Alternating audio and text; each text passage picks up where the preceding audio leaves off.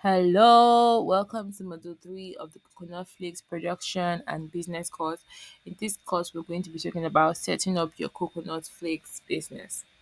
Now, this module rather, is divided into three major parts, which is about the business plan, about legal and regulatory requirements, and about setting up your production facility.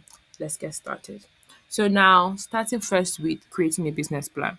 You want to make sure that you outline your business plan to include your executive summary, your production process, your target market, and your sales strategy.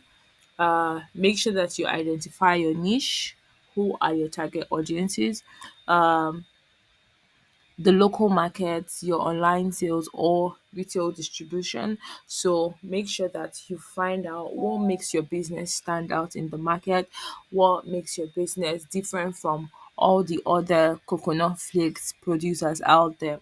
Remember, like I said, this business is not a new business in the market, so it is very imperative that you take time, put pen to paper, and create a business plan. You could also like to do further research into how to create a business plan,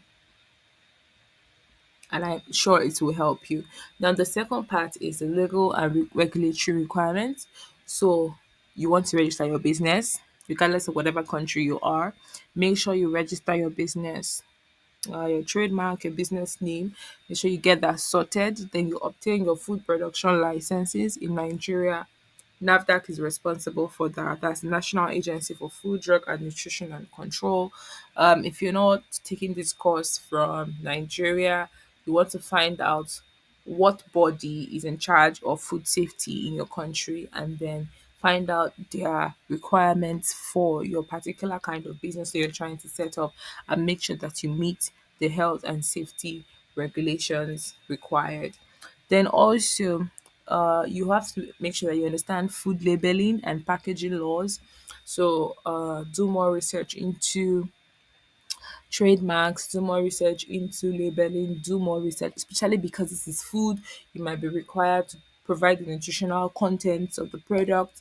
You might be required to, say what's in the product. You might be required to give disclaimers for allergies if necessary. So you want to find out more about food labeling and packaging laws.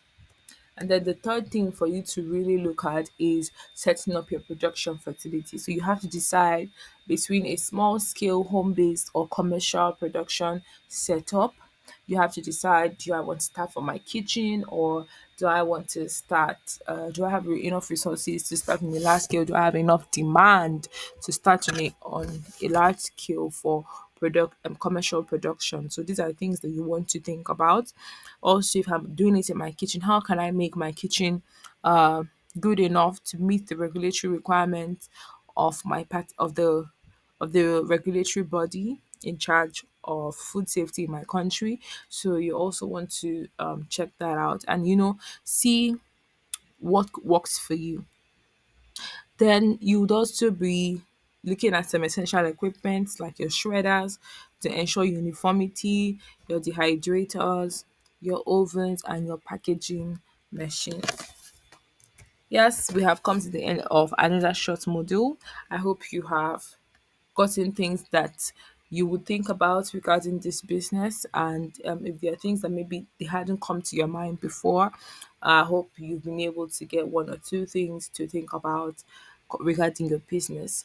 Now, before we close up with this module, we have an activity for you in the form of a question. We would like you to draft a simple outline for your coconut flakes business.